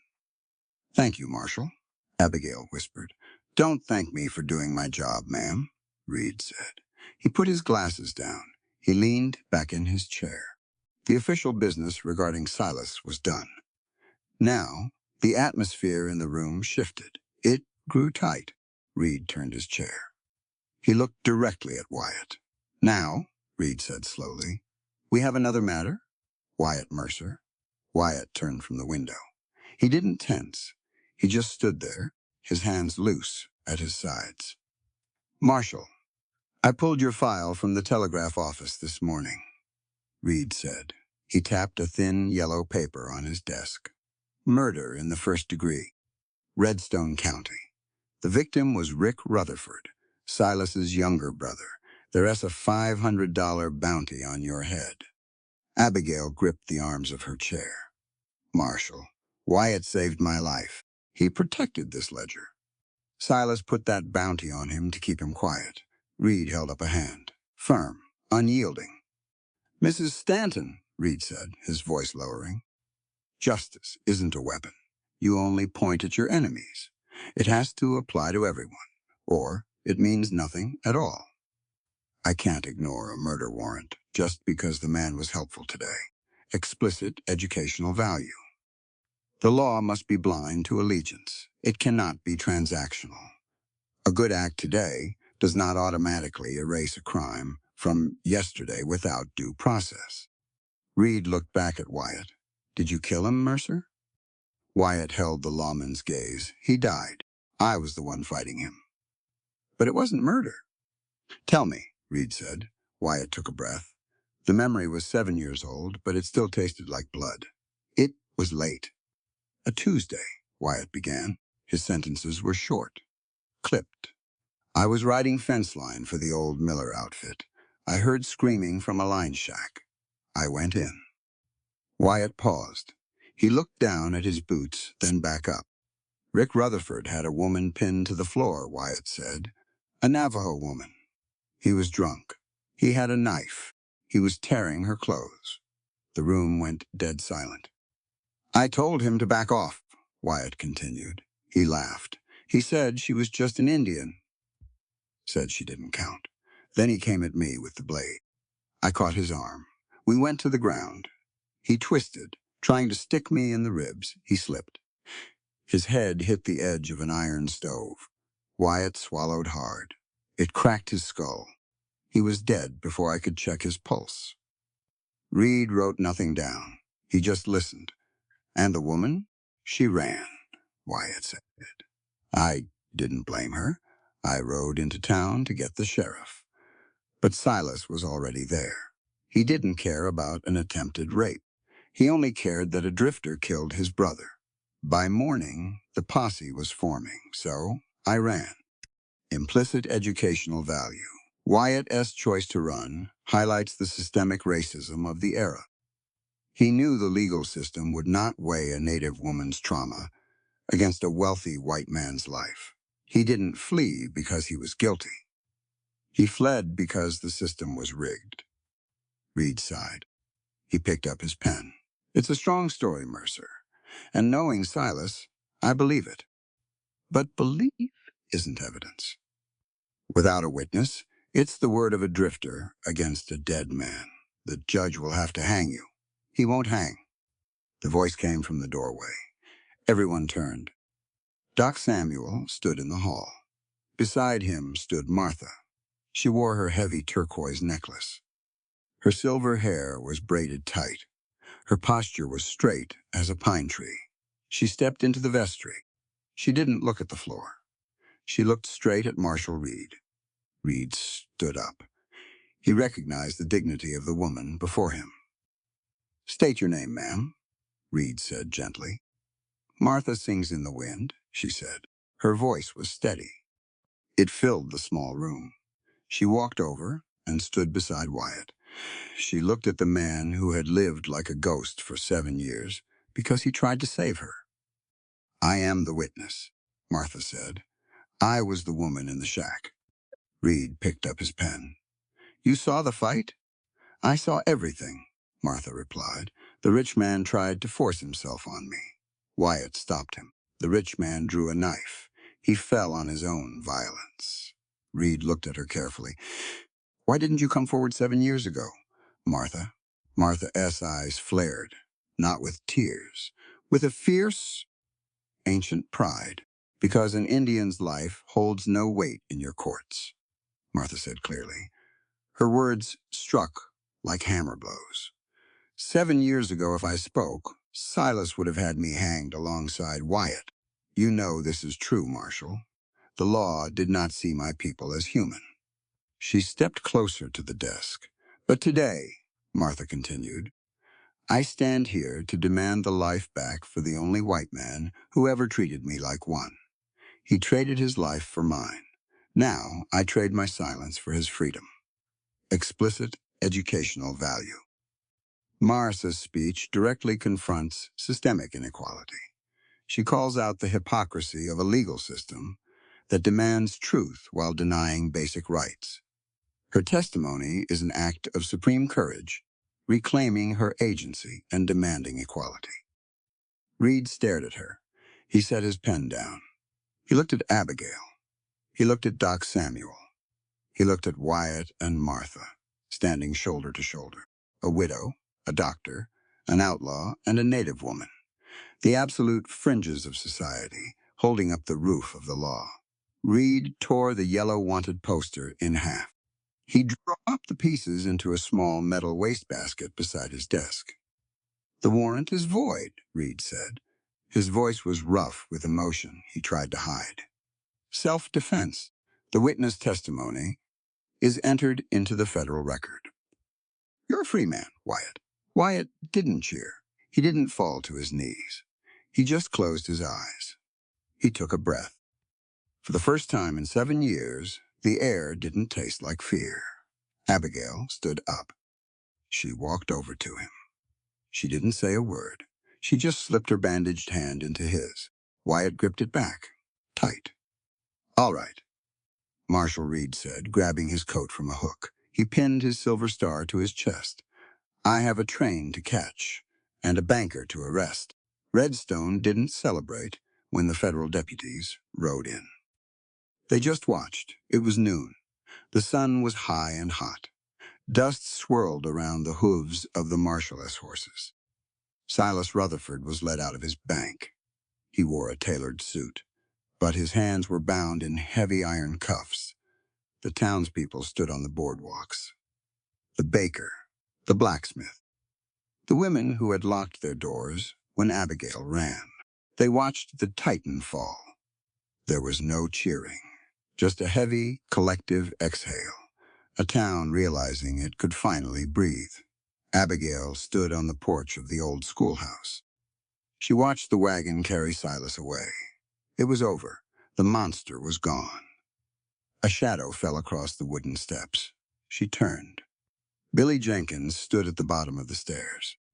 He wore his deputy badge, but it hung crooked on his chest. He looked exhausted, terrified. He took his hat off, twisting the brim in his hands. "Mrs. Stanton," Billy mumbled. He couldn't look her in the eye. "Billy?" Abigail said softly. "I came to turn in my badge," he said. His voice shook.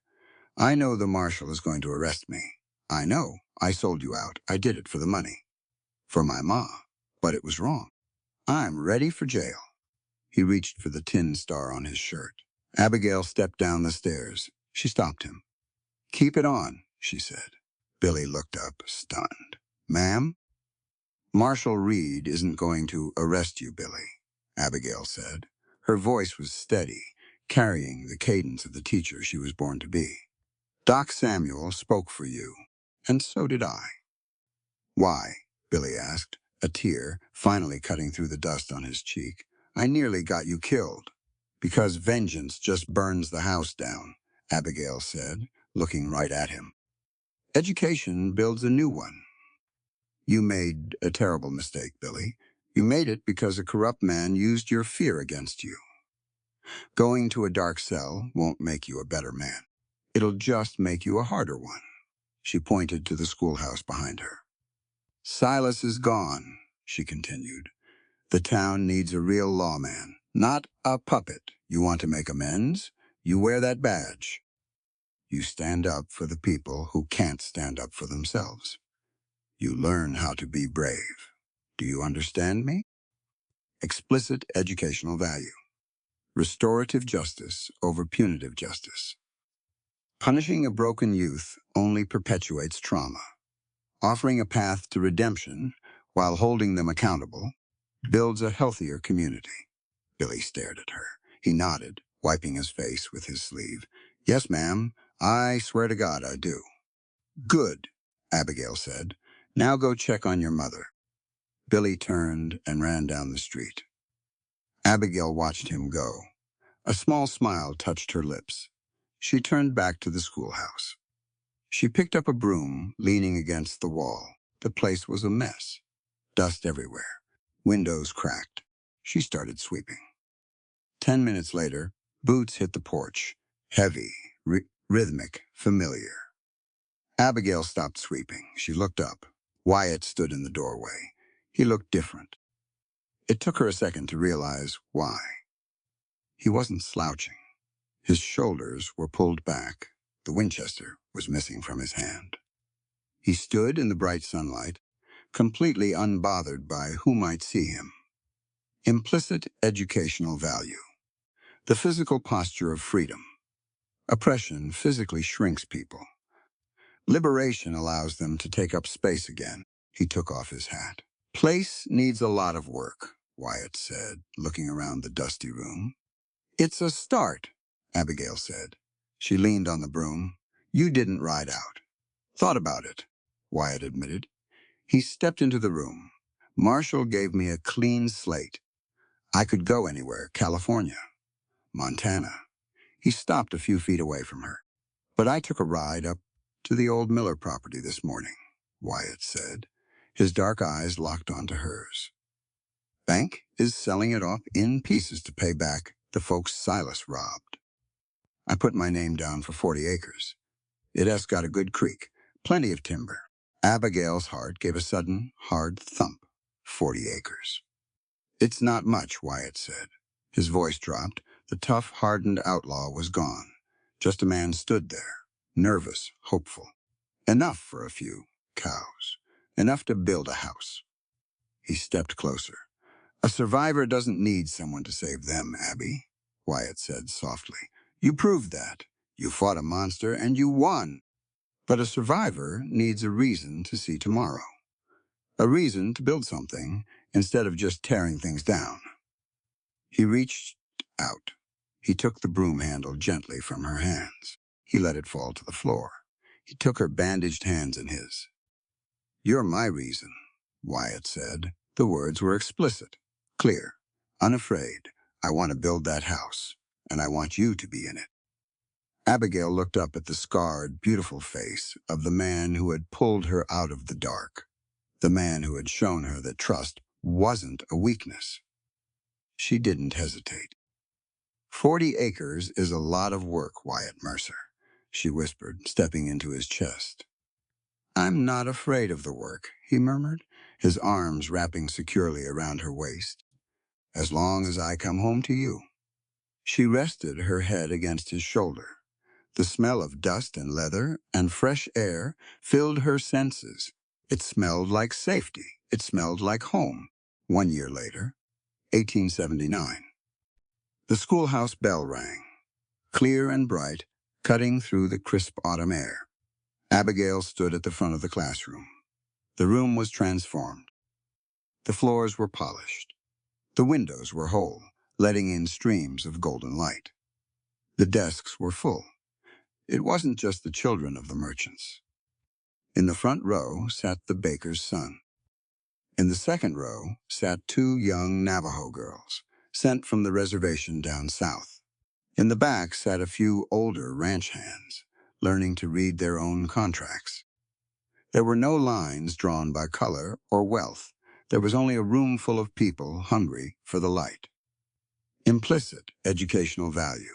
True equality is found in shared opportunity. The classroom itself became a living testament to the values Abigail and Wyatt fought for. All right, everyone, Abigail said, clapping her hands once.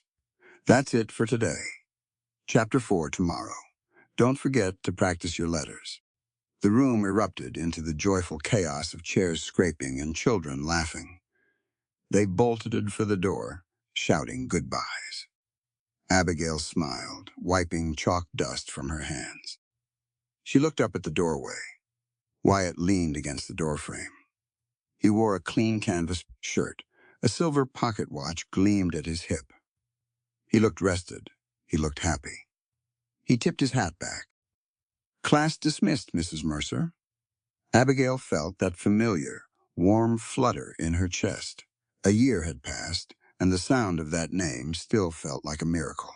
Dismissed, she said, grabbing her shawl. She walked over to him. He wrapped an arm around her shoulders, pulling her close. They walked out onto the porch together. The town of Redstone was alive below them. Hammers rang out as new framing went up. People walked the streets without looking over their shoulders. Deputy Billy Jenkins tipped his hat to them as he rode past on patrol, and out in the distance, 4 miles to the west, a plume of white smoke drifted up from the chimney of a new, sturdy cabin. Ready to go home? Wyatt asked, looking out at the horizon. Abigail leaned against him. She thought of the dark canyon. She thought of the fear, and the fire, and the long road it took to get here. There are things that can only grow after the ground has burned. I'm ready, Abigail said. They stepped off the porch and walked into the sun. Together. All characters and situations in this book are fictional and developed for narrative purposes. The author does not intend to reflect or comment on any real individual or event. Readers should approach the story as a work of fiction, not as a factual account. If this story moved you, give it a like, drop a comment, and tell me which moment hit you hardest. Share it with someone who needs to be reminded that it's never too late to do the right thing. and subscribe so the next story finds you right here. There's a moment in this story that I want you to sit with before we go any further. It happens in a dark church, before dawn, in a city neither of them were sure they would reach alive. Abigail opens a ledger. She reads her dead husband's name, written in his own careful handwriting, next to a list of crimes that destroyed dozens of lives, and her first instinct, her very human, very understandable instinct, is to tear the pages out, to protect the man she loved, to protect herself. She doesn't, and that choice is the entire soul of this story, because this is not, at its heart, a story about outlaws and corrupt bankers and stolen land. Those are the bones. The flesh and blood of this story is about something far more difficult and far more rare. The willingness to hold the full, unvarnished truth about the people we love and still choose justice over comfort. Abigail Stanton could have handed the marshal a clean book. She could have walked out of that church with her reputation intact and her husband's memory untarnished. Nobody would have known. But she would have known. And she understood, in that cold, dark pew, that hiding the truth of a person is not a form of love. It is a form of erasure. You cannot honor someone by pretending they were something they were not. True love, the kind that lasts past death, past betrayal, past the burning of everything you thought you knew, is the love that says, I see all of you, the coward and the brave man, the sinner and the one who finally tried to make it right. That is what Abigail gave David in the end. Not forgiveness that forgot. Forgiveness that remembered everything and chose mercy anyway. And then there is Wyatt Mercer, the man the territory called a murderer, the man whose name had been printed on a piece of paper and turned into a weapon. For 7 years, he had been living inside that label. He had started to believe it. The frontier does that to people. It takes the worst moment of your life, stamps it onto a wanted poster, and tells the world that is all you are. But a piece of paper is not a soul. A bounty is not a verdict. And the most powerful truth this story tells us is this: you are not the worst thing that was ever written about you. You are the accumulation of every choice you made in the dark, when nobody was watching, when there was nothing to gain. Wyatt gave a starving woman shelter and stood watch through the night. He rationed the last of his water for a broken-down workhorse. He held Abigail's hand in the belly of a sandstorm and talked her back from the edge of panic with the steady voice of a man who had already survived the unsurvivable. That was his real character. Not the scar, not the wanted poster. What you do for people who cannot repay you, that is who you truly are. This story also asks us to look honestly at the systems we live inside. The Billy Jenkinses of the world are not villains. They are people who were handed an impossible choice by a man with all the power: betray a stranger or watch your mother die. The most uncomfortable truth in this entire story is that Silas Rutherford didn't build his empire alone. He built it by making ordinary, frightened people feel like they had no other option. He used poverty as a leash. He used fear as a currency. And the genius of Abigail's response to Billy: keep the badge, learn to be brave, go take care of your mother, is that she understood what punishment could never teach him. Vengeance burns the house down. Education builds a new one. If you want to change the world, you don't just arrest the corrupt man at the top. You give the desperate young man at the bottom a different path to walk.